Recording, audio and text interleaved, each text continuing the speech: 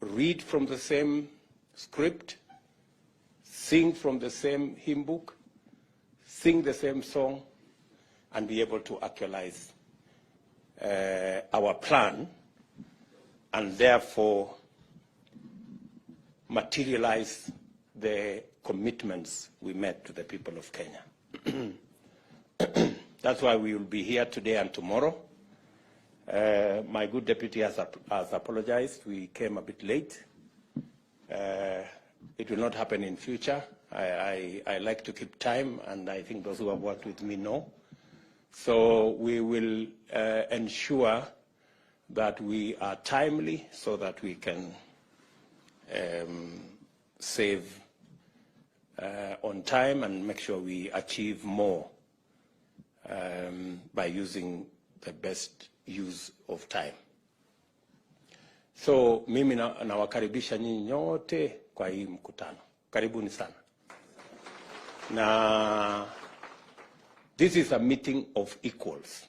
So there is no greater or lesser person here. There is no senior or junior person here. We are all elected by the people of Kenya. We have a mandate from the people of Kenya, and we should talk freely. Let us be patient with one another. There are those people who talk fast. There are those who talk slowly. Let us accommodate each other. That is the essence of a team. A team is organized. Otherwise, we will not get the synergy that is necessary for us to implement our plan. Before I say one or two things, let me just ask the people who are MCAs before they became members of parliament, the bottom-up people. I know they are. The people who are MCAs and they graduated and became members of parliament. Ebu simameni. Wow, look at that. Look at that. Wapigie makofi. Pongezi sana. You can see bottom-up works. Asanteni sana waheshimiwa. The people who are being elected for the first time as members of parliament, first timers, wale watu wa the monos as we would call them. Wow, that's quite a, that looks like what? 40%? 50%? No, 40. 40%. Asante sana. The second termers, the people in Form 2. Wow, quite a number. Tuwapigie makofi tena, the second termers. Asante sana. Edeni chini. Kawanjiko, wewe uko Form 2 kweli?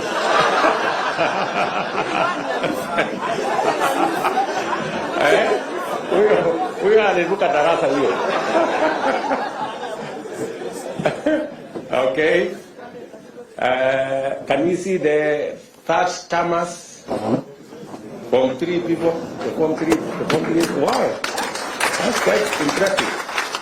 Tuwapigie makofi watu wa Form 3 hapo. Asante sana. Thank you very much. Tuko na watu wa Form 4 kweli? Haya, watu wa Form 4 tuone. The fourth termers. Wow. That's quite something. Oh, Mwangi there. Aden Wale here. Cheptumo there. Governor Sirma there. And Garek Mbuki. Jaffe. And of course, Lekuton. And Khalwale right at the back. And Kiunjuri right there. Aya, tuwapigie makofi. Form 5, 5th termers. Are there 5th termers here? Moroto. Oh, 5th termers. Wow, we have Kwanza. Yeah. All the way from Penango. Mpigeni makofi. The only elder here. And Moroto. So they are the elders or ancestors?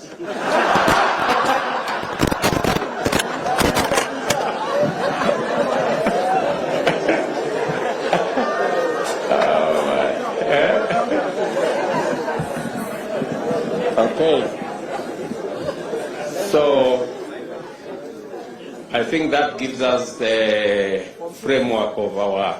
You can see we're quite a mixed group. We have all manner of people. So why I did that is I wanted for all of us to know that there is something we can learn from the younger ones. But there is something also we can learn from the seniors. I want to ask the seniors who are here, let us take time and mentor the newcomers. Let us make it our responsibility. Don't monolize anybody. Don't harass the younger ones. And please be useful. You know, show them how CDF works. Show them how committees work. Don't assume. Don't take it for granted that people know how to do stuff. Tomorrow we are also going to have a session to show you a bit of etiquette. We want to show you how to hold, what to do, because sometimes we get embarrassed when senior people don't even know how to hold a spoon or how to hold a fork. So tomorrow we'll take time because we want to mentor everybody. And some people take things for granted. Mnanielewa? So tutapangana namna hivyo. Hiyo ni number one. Number two, it is very important for us to have a meeting so that we can agree on the plan we have. This PG is for us to interrogate our party manifesto, the Kenya Kwanza manifesto, because that is the basis upon which we were elected. We made commitments to the people of Kenya. We have started to discharge some of those commitments. I had made a commitment that we will appoint the 6 judges. We have appointed the 6 judges. We made a commitment that we will provide financial independence for the police. I already issued instructions, and yesterday that was implemented by Treasury. Now, henceforth, the police will have an independent budget.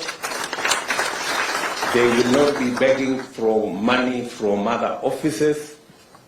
We will allocate them the resources as is being done by Parliament, and we will begin to make demands of them on matter security, because in the past they used to give excuses of depending on finances from other offices.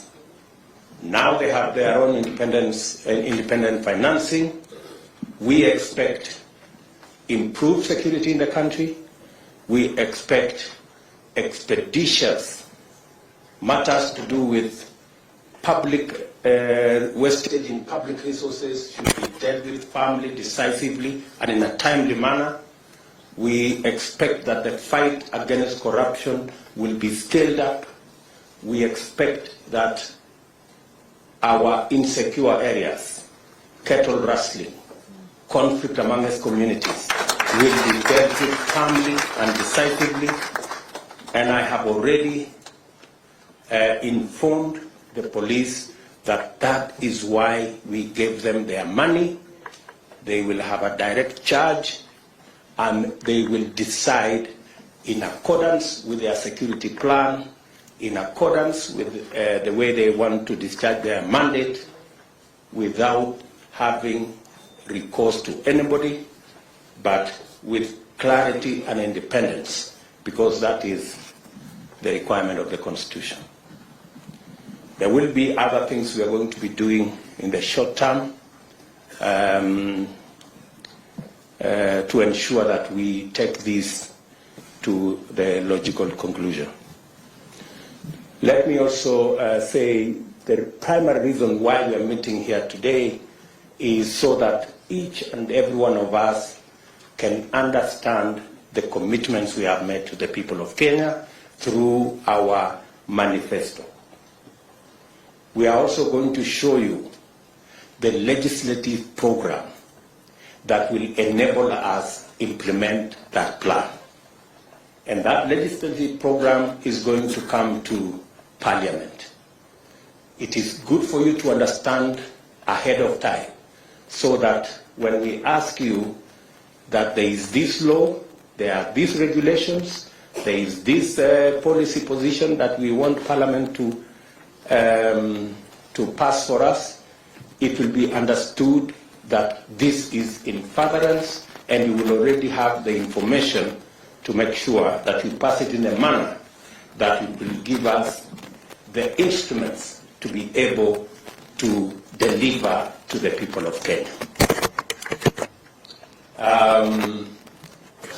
We will tell you about our housing plan. We have Charles Hinga here. He will take you through our housing plan, the plan that we were supposed to implement in 2018. But we lost the opportunity to implement it in 2018 because we took a tangent and went to BBI and went to other stories. I want to promise you that this is one plan that is a must-do for us. It will create millions of jobs for our young people. It will sort out for us our challenge of housing. Many people are living in deplorable conditions in slums and other informal settlements. They are paying 3,000 to 5,000 shillings, sometimes 6,000 shillings, in houses that have no toilet, that have no water, that have no electricity. We can give those people a decent house where they will pay the same 5,000 in terms of mortgage and be able to own the house further down the road. We will be requiring you to do some adjustments on the law so that we can implement that plan. We will be taking you through our universal health coverage plan so that you also understand what we need to do so that we can actualize the commitment we made to the people of Kenya on matters to do with universal health coverage. How are we going to make it 300 shillings for the lowest category, and how are we going to graduate it so that instead of being a fixed amount, people contribute in accordance with their incomes and provide a mechanism where we can carry the majority of Kenyans, work with the people in the informal sector, and also make sure that we carry the majority of Kenyans. When I say the majority, I mean actually everybody. And it is good for you to understand. We will also be making a presentation to you on savings and what you need to do to make sure that we improve the culture of savings. Savings is what gives us the resources for investment. In fact, the norm is investments is actually a function of savings. You can only invest if you have saved.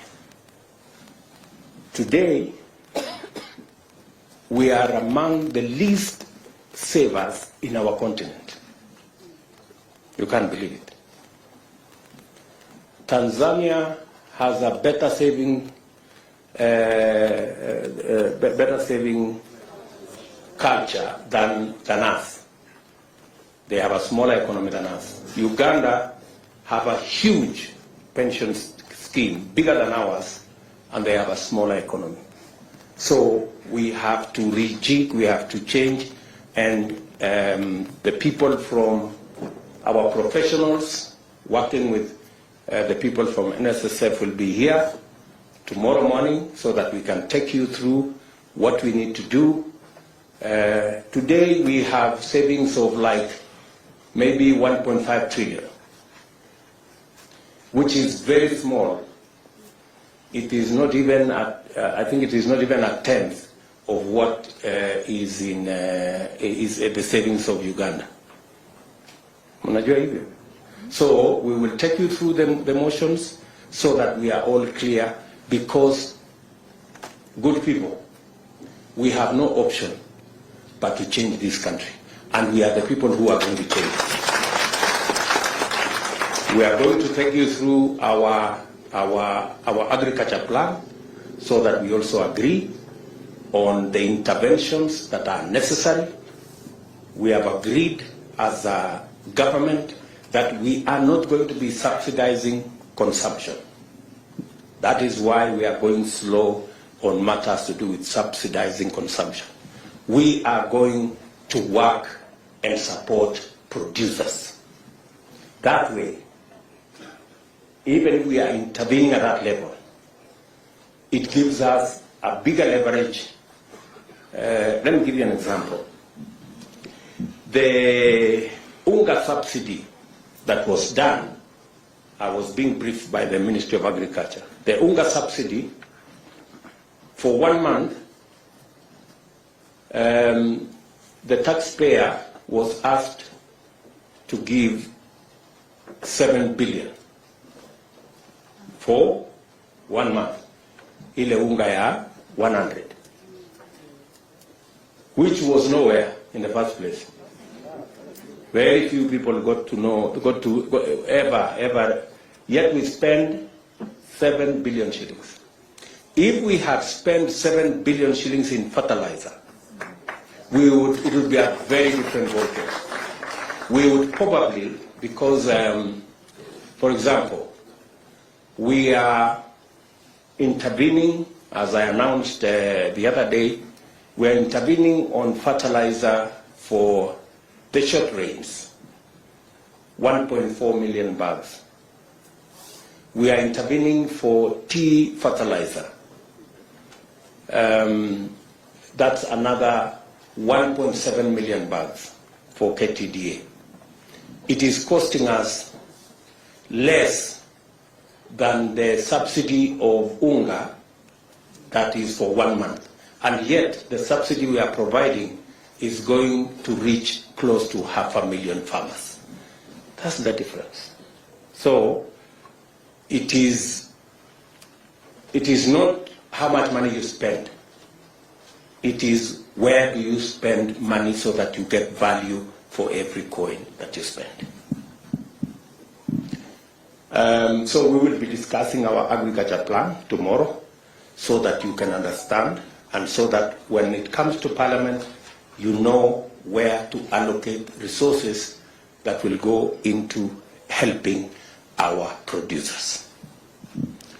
We will be discussing with you all the other categories of our plan so that we can measure up to what the people of Kenya want.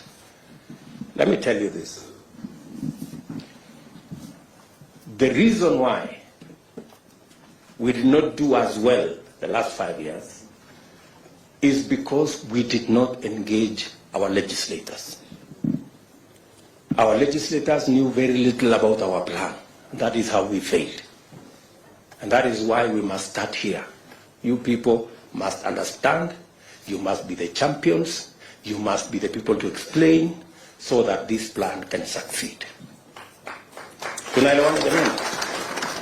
So, mimi nawauliza, let's be patient. I know sometimes people have phones, they are sending messages left, right, and center. But let's be just patient so that we can go through these motions. Finally, we will be talking about katikati. let us also agree that Parliament is an important stage. I want to tell you as members, Parliament is a premium platform. Very many people try so hard to get to Parliament. So take advantage of that premium stage. Out of 15 million Kenyans, we have only 349 in National Assembly and 67 in the Senate. Consider yourself privileged to access the stage in Parliament and make use of it. It can make your career, it can unmake your career, the way you use the floor of the House. There is a temptation when you come to Parliament to chase this, chase that, chase the other, until it is reported that you are a no-show in Parliament. Unajua kuna watu wanaandikwa ati hawajawahi kuzungumza kwa bunge. Please, nataka niwaombe. You know? Why do you look for a premium stage and then you abscond? You do nothing with it. Kwa sababu Parliament sio mahali ya kuuza viazi ama kufanya. Parliament ni mahali ya kuongea mambo ya wananchi. To articulate issues that are important to your constituents, issues that are important to your party, issues that will shape the future and destiny of our country. And that is the stage you have. It's a premium stage. It's not a stage that anybody can walk in and have. So while you have the privilege to be a member of Parliament, please make use of that stage. Sometimes it is it's quite intimidating, especially for the new members. Kidogo ukisimama hapo unatetemeka, kidogo Kiswahili Kiingereza inachanganyika, but if you do it consistently, utashika network na mambo itaenda mzuri. Yeah, and many of our constituents are waiting to see. They're waiting to see you. Mbunge wetu wamesema nini kule bunge leo. I have also taken the position with my good deputy here that for purposes of proper accountability of government, we are going to work on the standing orders so that our CSS can come to Parliament and you can ask them questions directly about your constituents, so that we can improve the accountability of our government, the accountability of our ministers, because in any case, the ministers don't have any constituency to attend to. So their constituency is Parliament. Are we together? So make use of that platform. I am happy to note that our competitors have said they will provide oversight of our government. And we welcome our competitors' assertion that they will take seriously their oversight role over our government. We believe that the efficiency of any government is also dependent on how much we are kept on our toes. So I want to tell our good friends on the other side of the political divide, welcome to your oversight role. We are ready to be accountable as a government, because that will make the people of Kenya get value for every commitment we make, every shilling we spend, and every plan we roll out. So we are going to work together in that manner, and we want to take this into the future. Shortly, we will be going to Parliament, and tomorrow we will have a conversation about House leadership, both in the National Assembly and in the Senate. Let me congratulate all of you.